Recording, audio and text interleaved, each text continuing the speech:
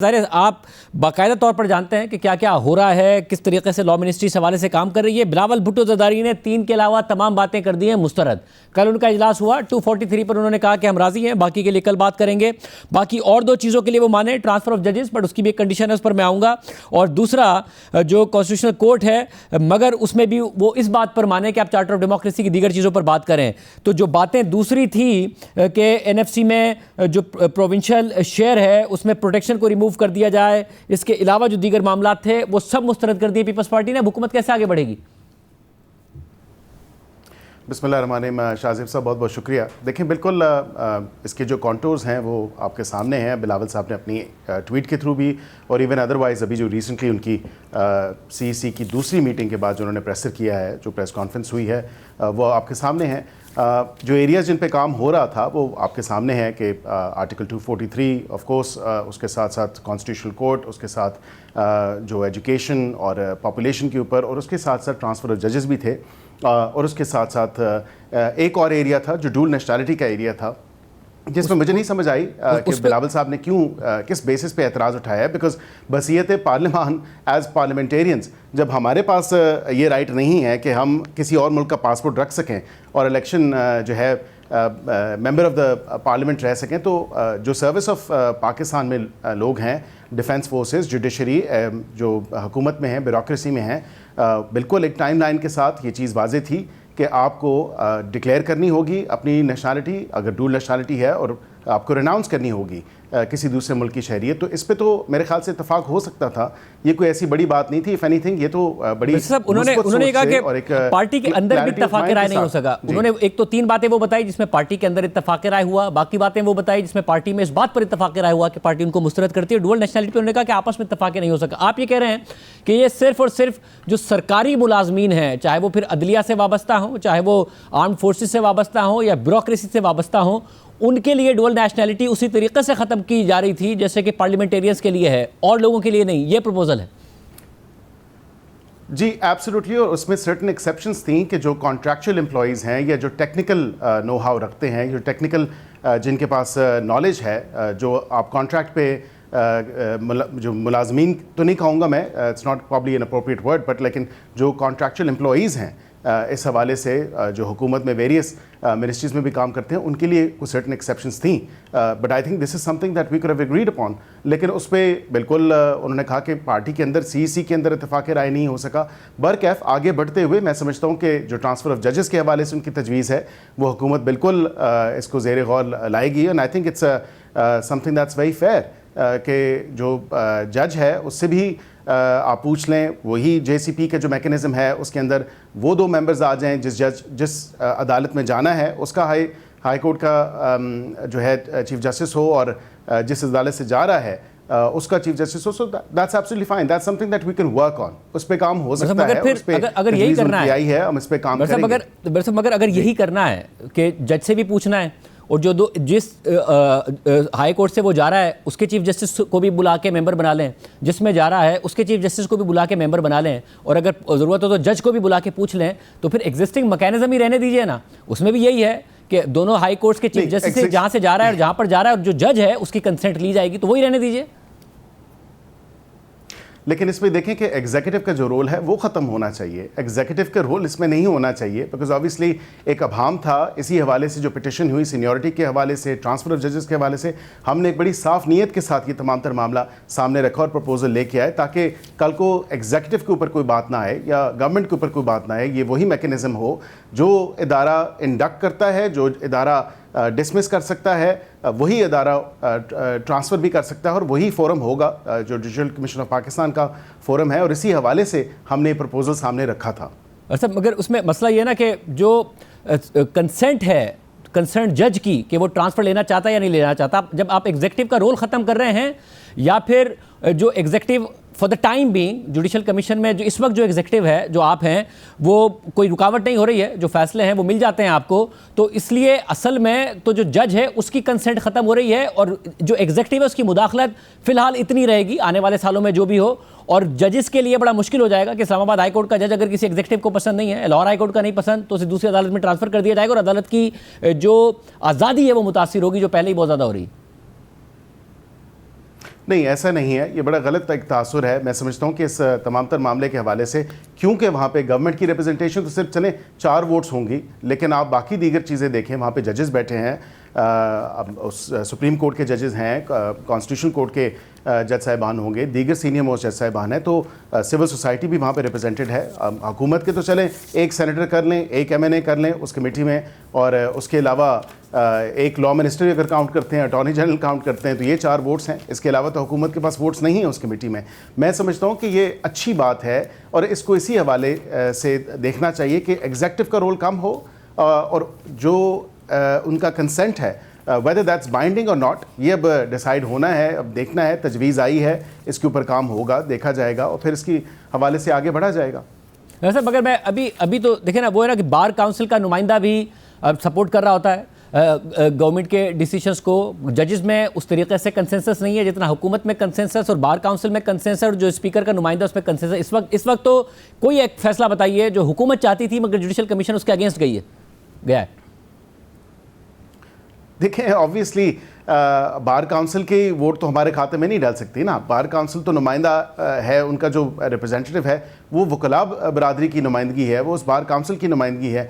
अगर वो हमारे साथ एग्री कर जाता है उस वोट के ऊपर, तो वो that's their own independent mind जो उन्होंने एक्सरसाइज किया है, और उनका अपना व्यू है। वो हुकूमत के खाते में तो वोट नहीं डाली जा सकती। कल को किसी और की हुकूमत हुई, और कल को किसी और की हुकूमत हुई ना, ज़ाहिर आप खुद वकील हैं, कल को किसी और की हुकूमत हुई और ये सब हो रहा हुआ, तो आपको ये इंडिपेंडेंट माइंड बहुत ज़्यादा जानिबदार माइंड लग रहा होगा। नहीं, ऐसा नहीं है, बिल्कुल हम आइन और कानून के साथ हैं, और जो कॉन्स्टिट्यूशन की स्पिरिट है उसी को आगे बढ़ाते हुए हम जो एक मफाद आमा में जो काम है, जो इक़दाम है, वो ही उठा रहे हैं। अच्छा, जो तीसरी बात है वो ये कह रहे हैं कि जो कॉन्स्टिट्यूशनल कोर्ट्स हैं उस पर वो आपसे उस सूरत में बात करने को तैयार हैं अगर आप चार्टर ऑफ डेमोक्रेसी की दीगर शिकों पर भी बात करने को तैयार हों, तो तैयार हैं? देखिए, एक तो बिल्कुल ये तजवीज़ आई है। सबसे पहली बात है कि जो चार्टर ऑफ डेमोक्रेसी के अंदर चीज़ है, उसका पहला जो स्टेप था, काफ़ी चीज़ें तो उसमें कंप्लीट हुई हैं, लेकिन उसके साथ साथ मैं समझता हूँ कि जो प्रोग्रेस है कॉन्स्टिट्यूशनल कोर्ट के हवाले से या फेडरल कॉन्स्टिट्यूशनल कोर्ट के हवाले से, उसमें शाहज़ीब साहब आप देखें कि ये चीज़ दोनों जमातों ने तय की थी और इसको आगे बढ़ाना था। अब now it's been presented as if के ये शायद सिर्फ़ और सिर्फ हुकूमत का एक प्रपोजल था, शायद ये 26वीं आईनी तरमीम के टाइम पे नहीं था। वो उस टाइम वाक़तन ये एक अनफिनिश एजेंडा है, अनफिनिश बिजनेस है, और वो चीज़ जिसको हम आगे लेके आना चाहते थे, and then we had to settle at that point. हमने कॉम्प्रोमाइज़ किया because of the number of votes, और उसको कोर्ट को हमने बेंच की शक्ल दे दी, और वो भी जो हमारे उस वक़्त जिनसे हमें वोट दरकार थे, जिन अपोजिशन की जमातों से, तो हमने बिल्कुल वाज़े तौर पे ये कॉम्प्रोमाइज़ किया उस वक़्त। और हम इसको अब अगर आइनी अदालत या फेडरल कॉन्स्टिट्यूशन कोर्ट की शक्ल दे रहे हैं, तो this is something that PPP and PMLN they agree upon. इस पे तो इत्तेफाक राय है। इससे आगे मेरे ख्याल से इससे मशरूत नहीं करना चाहिए कि बाकी चार्टर ऑफ डेमोक्रेसी की शिकों पे काम होगा, या उस पर अगर काम करें तो फिर हम काम करेंगे। हाँ, ये ज़रूर हो सकता है, we are open to suggestions, तजावीज़ आई हैं, आप एरिया आइडेंटिफाई कर दें, कौन सी चीज़ है जो आप पहले करना चाहते हैं चार्टर ऑफ डेमोक्रेसी के हवाले से। For example, national democracy commission एक है, या नेशनल डेमोक्रेटिक कमीशन है, उसको अगर बनाना चाहते हैं उस पर भी बात हो सकती है। दीगर अगर कोई ऐसी चीज़ है उस पर भी बात हो सकती है। हमने तो कभी ऐसी चीज़ नहीं की। जो इलेक्शन इस्लाहात भी हुई थी, जिन इलेक्शन इस्लाहात की चार्टर ऑफ डेमोक्रेसी के अंदर बात होती है, वो हमने 2017 में, हमारी हुकूमत थी, पाकिस्तान मुस्लिम लीग नून की हुकूमत थी, वो हम बेहतरी लेके आए, और वो अप्रिशिएट किया जाता है कि जो सिस्टम और जो चीज़ें हमने वहाँ पे इंस्टॉल की, चाहे वो टिकट्स के कोटा के हवाले से हो, ख़वातीन का जो बेयर मिनिमम कोटा जो जिसमें 5% टिकट्स आपने देने हैं ख़वातीन को, या दीगर चीज़ें जो सामने आई इलेक्शन एक्ट और इलेक्शन रूल्स में, तो हमने उस टाइम वो इंस्टॉल की। मगर मेरे साहब, ये ज़रा आपकी इस बात से तो इत्तफाक ही किया जाएगा कि जो चार्टर ऑफ डेमोक्रेसी है उसमें एक अकेली आपकी जमात की नहीं थी जिम्मेदारी, पीपल्स पार्टी की भी थी, दोनों की जिम्मेदारी थी कि उसको आगे लेके बढ़ते।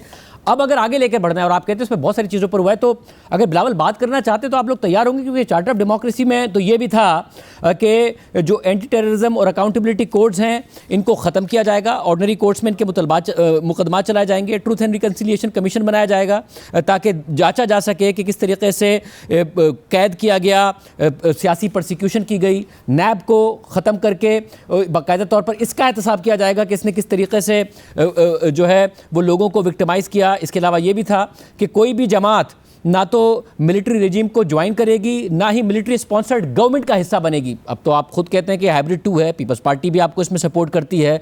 जितने भी मिलिट्री और जुडिशियल ऑफिसर्स हैं वो उसी तरीके से अपने एनुअल एसेट्स फाइल करेंगे जिस तरीके से पार्लियामेंटेरियंस करते हैं। लोकल बॉडीज इलेक्शंस को जनरल इलेक्शन के बाद 3 महीने के अंदर अंदर कराया जाएगा। इसके अलावा जो एक कमेटी बनाई जाएगी जो कि देखेगी कि आर्म फोर्सेस और सिक्योरिटीज़ एजेंसीज़ के जो बजट हैं उसको देखेगी। इसके अलावा जो मिलिट्री लैंड अलॉटमेंट है, कंटोनमेंट की जुरिस्डिक्शन है, वो सारे के सारे डिफेंस मिनिस्ट्री के परव्यू में आएंगे। कुछ भी नहीं हुआ इनमें से। इस पे बात करेंगे क्या, या पीपल्स पार्टी इस पे बात करना चाह रही है क्या?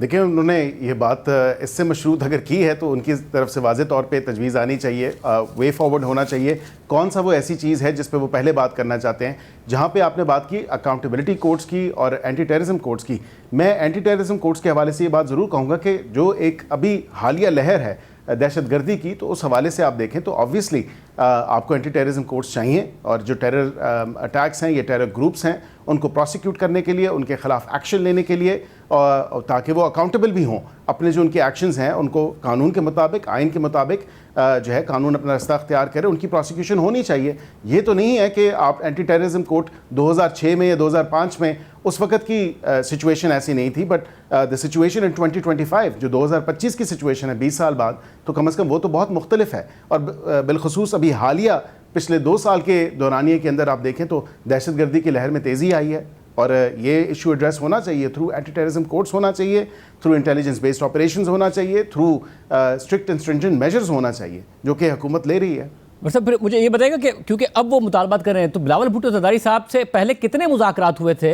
क्या उस वक्त उन्होंने अपनी ये सारी बातें सामने रखी थी कि जी अगर आप बात करें कॉन्स्टिट्यूशनल कोर्ट की तो हमारी शर्त है कि आप चार्टर ऑफ डेमोक्रेसी पे बात करें, या डुअल नेशनलिटी के हवाले से, जजेस के ट्रांसफर के हवाले से, 243 के हवाले से? उस वक्त क्या मौक़िफ़ था? क्योंकि उन्होंने बताया कि अपनी ट्वीट में कि हुकूमत हमसे ये बातें कर रही है। देखिए, आपको याद होगा कि जब 26वीं आईनी तरमीम पास हुई थी, उसमें बिलावल साहब की स्टेटमेंट थी, और उन्होंने कहा था a rose by any other name is still a rose, और ये शेक्सपियर का हवाला उन्होंने दिया था। मैं समझता हूँ कि बिल्कुल उस टाइम तो अगर हमने कॉम्प्रोमाइज़ किया और बेंच के लिए सेटल किया अदालत की जगह, तो ये एक मुश्तरका चीज़ थी और इस पर बिल्कुल एक कंसेंसस था। अब अगर वो इस चीज़ पे समझते हैं कि कंसेंसस नहीं है, तो I don't think that's the thing. Obviously उन्होंने कहा है कि बिल्कुल इस पे कंसेंसस है, और इस पे हम आंगी है इस सोच की कि आईनी अदालत होनी चाहिए। अब इसी हवाले से अगर आप ये भी देखें तो जो मुलाकातें हुई, बिल्कुल उस पर इनिशियल डिस्कशंस हुई, और हमने उनको बताया कि हुकूमत इन एरियाज़ में, या ये कॉन्टूर्स हैं उस तरमीम के, और ये एरियाज़ हैं जिनमें तरमीम लाना चाहती है, तो वो फिर अपनी ट्वीट के तहत उन्होंने तमाम तर चीज़ जो है सोशल मीडिया के थ्रू भी सामने रखी। लेकिन मैं समझता हूँ कि बिल्कुल जो इनिशियल एंगेजमेंट हुई उस हवाले से ये वही एरियाज़ हैं, वही कॉन्टूर्स हैं जो हमारी मीटिंग्स में डिस्कस हुए। अच्छा, तो क्या असल में बाकी तमाम चीज़ें स्मोक स्क्रीन थी कि आखिर में पीपल्स पार्टी को भी मौका मिल जाए कहने का कि हमने 18वीं तरमीम बचा ली और दीगर इत्तेहादियों को भी कुछ ना कुछ मिल जाए? असल में करना ये था कि आर्टिकल 243 में तरमीम करनी थी और जजेस के ट्रांसफ़र वाली तरमीम करनी थी। इसके अलावा बाकी तमाम मामला जो बिलावल ने अपने ट्वीट में बताया है, वो आप लोगों की कोई करने की नीयत भी नहीं थी? नहीं, बिल्कुल ऑब्वियसली हुकूमत की नीयत थी और हुकूमत ने करनी है, लेकिन ज़ाहिरी बात है कि आपको पता है बड़ा इत्तेहादी पीपल्स पार्टी है, और पीपल्स पार्टी के पास वो वोट्स हैं जिससे आईनी तरमीम हो सकती है। अब अगर उन्होंने इस पे स्टांस लिया है, और ये भी एक गलत तासुर दिया जाता है शायद 18वीं तरमीम का रोल बैक है, बिल्कुल कतन रोल बैक नहीं है। इस नीयत के साथ हम सामने नहीं लेके आए इस तमाम चीज़ को, या ये हमने प्रपोज इसलिए नहीं किया। एजुकेशन एक नेशनल इमरजेंसी डिक्लेयर की है वज़ीर आज़म पाकिस्तान ने, which is a very valid concern. Population के ऊपर जो एक एक्सप्लोजन है पॉपुलेशन की, ये भी एक टिकिंग टाइम बॉम्ब है। आप बल्कि देखें तो हर साल जो है इतना इजाफा होता है आबादी में, इसको भी एक फेडरल अप्रोच होनी चाहिए और फेडरेशन से एड्रेस होना चाहिए। हम किसी सूबे के इख्तियारात वापस लेने की बात नहीं कर रहे, या 18वीं तरमीम को रोल बैक करने की बात नहीं कर रहे। हम अगर वक्त के साथ कोई बेहतरी आती है, बिल्कुल हम वो प्रपोज करेंगे। NFC अवार्ड के ऊपर अगर बात की मैंने उनके देखा जो उन्होंने प्रेस कॉन्फ्रेंस की, तो मैं समझता हूँ NFC के ऊपर एक अल्टरनेटिव तरीका भी निकाला जा सकता है।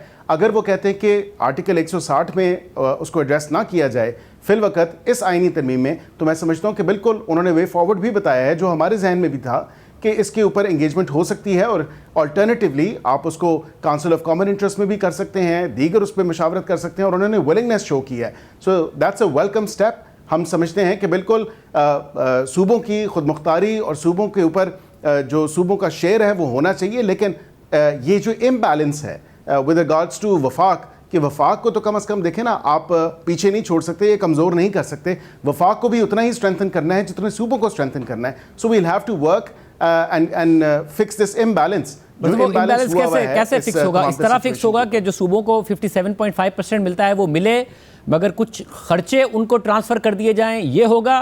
या उनको रेवेन्यू मोबिलाइजेशन के टारगेट के साथ क्या क्या क्या होगा? क्या अगर आप फ्लेक्सिबल हैं तो आप किसके लिए राजी हैं जिस पर पीपल्स पार्टी के सामने एक और प्रपोजल रखें? देखिए, मैं कोई इकोनॉमिक या फाइनेंशियल एक्सपर्ट नहीं हूं, लेकिन जो एक बेसिक नेसेंट अंडरस्टैंडिंग है इन तमाम तर चीज़ों के ऊपर, मैं ये आपको ज़रूर कह सकता हूं कि उसके ऊपर वफाक जो बेयर करता है, डेट सर्विसिंग भी करता है, डिफेंस स्पेंडिंग भी करता है, सोशल प्रोटेक्शन भी करता है, उसके साथ साथ वफाक ने फिर अपना खर्चा भी चलाना होता है, फिर पेंशन्स भी वफाक ने देनी होती हैं। PSDP के जितने प्रोजेक्ट हैं वो सूबों में हो रहे होते हैं, तो जब सूबे अपनी रेवेन्यू जनरेशन कर रहे हैं तो कुछ ना कुछ मैकेनिज्म होना चाहिए। Of course it's too early with this कि यहाँ पे जब डिस्कशन नहीं होगी, डिस्कशन होनी चाहिए, डिस्कस होना चाहिए, जिसके लिए उन्होंने विलिंगनेस शो की है, और हमें आगे बढ़ना चाहिए सूनर देन लेटर। एक्चुअली ये डिस्कशंस हों ताकि इस मामले पे आगे बढ़ा जाए, और जो वर्केबल मैकेनिज्म है, जो एक्सपर्ट्स बताते हैं कि इधर से अगर आप जो है अपना बोझ यहाँ से उठा लें और पैसे आपको मिलते रहें, लेकिन PSDP के हवाले से बात कर लें कि शायद वो प्रोजेक्ट्स जो हैं वो खुद उस हवाले से देख लें। देयर नंबर ऑफ वेज, लेकिन ये एक्सपर्ट जो एडवाइस होगी, जो फाइनेंस और इकोनॉमी को समझते हैं, उसी को आगे देख के अडॉप्ट करके आगे बढ़ा जा सकता है। तो फिर यानी कि अगर अभी, क्योंकि हुकूमत को जल्दी बहुत है, आज काबीना का इजलास होना था पीपल्स पार्टी की, क्योंकि कल CEC में नहीं फैसला हो सका, इसलिए आज काबीना का इजलास नहीं हुआ, और इतलात हैं कि आप 15 नवंबर तक इसको पास कराना चाहते हैं। तो क्या ये समझा जाए कि आर्टिकल 243 और जजेस ट्रांसफ़र के मामले पे, जिस पर पीपल्स पार्टी तकरीबन तैयार हो गई है, और आप भी कह रहे हैं कि जो पीपल्स पार्टी का प्रपोजल आप उससे एग्री कर रहे हैं, उसके तहत हो जाएगी 27वीं तरमीम और फिर आएगी 28वीं तरमीम? जी बिल्कुल, ये पार्लियामान का इस्तकाक है, और बिल्कुल 28 हो, 29 हो, 30 हो, जब भी कानून में बेहतरी या आइन में बेहतरी की ज़रूरत महसूस की गई तो ये हुकूमत उस वक़्त ये आइनी तरमीम लेके आएगी। और यहाँ पे देखें, बिल्कुल 3 पॉइंट्स हैं जिस पे एग्री हो चुके हैं। उसके अलावा अगर फर्दर कोई पॉइंट हुआ जिस पे हमारा एग्रीमेंट हो सका तो then will proceed, if not then ये आई थिंक कंसेंसस डेवलप हुआ है, broad based consensus on at least main जो इश्यूज थे उसके हवाले से, then will proceed. And of course फिर उसके बाद 28वीं भी आ सकती है, 29वीं भी आ सकती है, लेकिन इन इश्यूज़ को एड्रेस होना चाहिए जो पब्लिक इश्यूज़ हैं, एजुकेशन, पॉपुलेशन, NFC और इसके साथ दीगर जो चीज़ें हैं वो वक्त के साथ साथ एड्रेस होनी चाहिए। यानी कि जिन दो चीज़ों पर इत्तफाक हो गया उस पर 27वीं तरमीम 15 नवंबर तक आपका करने का इरादा है? देखिए, मैं इस पर टाइमलाइन नहीं पुट करूंगा, क्योंकि एक तो 3 चीज़ें हैं, कॉन्स्टिट्यूशनल कोर्ट, आर्टिकल 243 और उसके साथ साथ जो जजेस ट्रांसफ़र है, ये कम से कम 3 चीज़ें हैं जिसका अंदिया दिया है, जिसकी तरफ इशारा किया है कि इस पर कंसेंसस हो सकता है और हो गया है। अब इसी हवाले से जो प्राइम मिनिस्टर का नॉड है वो मिलेगा। अब ऑफ कोर्स काबीना होगी, जो लेजिस्लेटिव स्टेप्स हैं वो अडॉप्ट किए जाएंगे, फिर ये सेनेट में पेश होगा, फिर कमेटी में जाएगा, जो स्टैंडिंग कमेटी है वहाँ पे थ्रेड बाय डिस्कशन होगी, और उसके बाद जो है ये नेशनल असेंबली में ट्रांसमिट होगा और फिर तमाम तर मामला होगा। अब इसमें कितने दिन लग सकते हैं और कितने दिन लगने चाहिए, ये तो उन कमेटी मेंबरान पे डिपेंड करता है कि वो कितना टाइम लेते हैं तो इस पर डिस्कशन करने के लिए। फिर मुझे ये भी बताइएगा कि इस अब क्योंकि कंसेंसस हो ही गया है आपका और पीपल्स पार्टी का, और 2/3 अब आपके पास है ऑलमोस्ट, क्योंकि आपके दीगर इत्तेहादियों की तरफ से भी कोई, तो 243 में एग्जैक्टली क्या है जो आप बदलने जा रहे हैं? देखिए, जाहिर बात है कि ये नेशनल सिक्योरिटी के पर्व्यू में आती हैं, और मैं नेशनल मीडिया पे बैठ के जो है कोई इस तरह डिटेल डिस्कशन तो नहीं करूंगा, लेकिन उसके जो कॉन्टूर्स हैं थोड़े बहुत मैं ज़रूर बता दूंगा। बिलावल साहब ने भी इस पे जिक्र किया। बिल्कुल जो ओहदा है वो ऑब्वियसली जॉइंटनेस के लिए, फॉर कोऑर्डिनेशन, फॉर कोहेजन, जो कि हमें नेशनल सिक्योरिटी के अंदर ज़रूरत है, उसके लिए बिल्कुल आगे बढ़ा जा रहा है। लेकिन इससे ज़्यादा मैं जो तफसीलात हैं या उसके जो सेलिएंट फीचर्स या पॉइंट्स हैं वो I abstain from actually discussing on media या TV, बिकॉज ये जब आएगा तो सामने आ जाएगा। और मैं आपसे भी यही गुजारिश करूँगा, as custodian of this draft, it is my duty कि मैं उस ड्राफ्ट को अभी पब्लिक ना करूं या उसके जो डिटेल कॉन्टूर्स हैं या उसके कवनेंट्स हैं उसको सामने ना लेके आया जाए फिलवक्त। आमतौर पर तो अगर आईनी तरमीम हो, जब 18वीं आईनी तरमीम हो रही थी 9 महीने लगे उसमें और कई माह तक उसके इजलास होते रहे, 385 घंटे इजलास हुए, 77 मीटिंग हुई, एवरेज मीटिंग 5 घंटे की होती थी, पब्लिक से भी ओपिनियन लिया गया, छुपा के तो कुछ नहीं किया। इतना बड़ा अगर तब्दीली हो रही है, मुल्क के दिफा के लिए लाजमी है तो आवाम को बताएं, आवाम को ओपिनियन लें, पार्लियामेंटेरियंस को ओपिनियन लें, इसमें छुपाना क्या है? नहीं, बिल्कुल उनका ओपिनियन लिया जाएगा और मैं बिल्कुल आपको ये वाज़ेह तौर पे बताऊं कि कुछ छुपा के कुछ नहीं किया जा रहा, आउट इन दी ओपन किया जा रहा है। पूरे जो लेजिस्लेटिव स्टेप्स हैं उनको अडॉप्ट किया जा रहा है, कमेटी में जाएगा। मैंने जिस तरह आपको कहा सैर हासिल उस पर बहस होगी, पार्लियामेंट का फ्लोर है, सेनेट का फ्लोर है, वहाँ पर ये तमाम तर डिस्कशन होगी। इसमें छुपाने वाली कोई बात नहीं है, लेकिन at the same time I think we need to be mindful of the fact कि जो नेशनल सिक्योरिटी के पर्वी में चीज़ें आती हैं उन पे थोड़ा बहुत हमें अब्सटेन करना चाहिए। मैं आपके बिल्कुल आपसे तमाम तर जो है बातें आप मुझे फेडरल कॉन्स्टिट्यूशनल कोड के बारे में पूछे, मैं करने के लिए तैयार हूँ। मुझे आप जजेस ट्रांसफ़र के बारे में पूछे, मैं करने के लिए तैयार हूँ।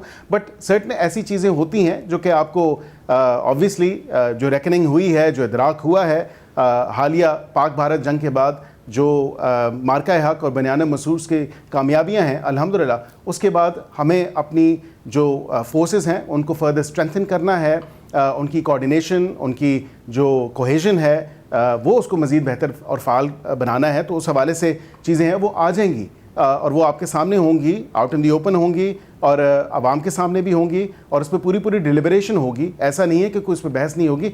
18वीं तरमीम के बारे में जब आपने बात की कि उस पर इतना टाइम लगा या इतनी मीटिंग्स हुई, मैं समझता हूँ कि उस पर लंबा चौड़ा मेन्यू था। यहाँ पे तो अब तमाम तर चीज़ें आप कुल चीज़ें 3 आ चुकी हैं, तो इतनी कोई लंबी चौड़ी चीज़ नहीं है जिस पे इतना वक्त लगे या इतनी कोई लंबी जो है उस पर गुफ्तगू हो। साहब ये बताएगा कि जो आईनी अदालत के लिए आपकी के प्रपोज़ल है उसमें जजों की रिटायरमेंट की जो एज है वो आप 68 साल करना चाहते हैं, आपका प्रपोजल ये है, जो कि सुप्रीम कोर्ट के जजेस के लिए 65 साल होती है, क्या ये दुरुस्त है? जी मैं बिल्कुल ये आपको बता सकता हूँ कि ये दुरुस्त है 68 ईयर्स और उसमें अगर कमेटी में उसको 70 साल करें कमेटी के मेंबरान तो वो कर सकते हैं, उसको अगर वो 65 करना चाहें वो उसको कर सकते हैं, लेकिन एक प्रपोज़ल जो है वो हमारी तरफ से है। और अंसार भाई साहब की खबर के मुताबिक 2 ऑप्शंस हैं कि अगर आप आईनी अदालत बन गई तो आप या तो उसे इस्लामाबाद हाई कोर्ट की इमारत में मुंतकिल कर देंगे और जो इस्लामाबाद हाई कोर्ट है वो अपनी पुरानी जो बिल्डिंग थी G9 सेक्टर में वहाँ चली जाएगी, या फिर दूसरे ऑप्शन के तहत आईनी अदालत फेडरल शरीयत कोर्ट की इमारत में कायम की जाएगी। दुरुस्त है?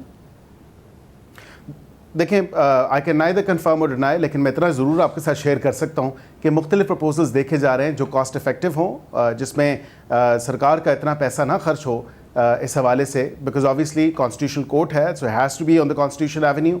और उसके अलावा जो इस्लामाबाद हाई कोर्ट है वो अपनी जगह पे है, इस्लामाबाद हाई कोर्ट कहीं नहीं जा रही। इसी हवाले से देखा जा रहा है मुख्तलिफ मल्टीपल ऑप्शंस हैं जिनको प्रोब किया जा रहा है और डिस्कस किया जा रहा है, और जो मोस्ट फीजिबल ऑप्शन होगा उसके साथ जाया जाएगा। और जस्टिस अमीनुद्दीन खान मुमकिन तौर पर आईनी अदालत के पहले चीफ जस्टिस होंगे आपके प्रपोजल के मुताबिक? देखिए ये बहुत कबल वक्त है इस पर ये चीज़ कहना। मैं समझता हूँ कि जो जजेस की अपॉइंटमेंट का मेथड है या जो क्राइटेरिया है, जो रिक्वायरमेंट है, जो एलिजिबिलिटी है, वो उसी तरह है जो सुप्रीम कोर्ट के जज की होती है। और तजवीज़ आ रही हैं कि पहला जो इसका है वो सुप्रीम कोर्ट के एग्जिस्टिंग जजेस में से ही आप उसको करें, लेकिन is yet to be seen कि फाइनली उसमें क्या डिसाइड होता है, because obviously it's a work in progress.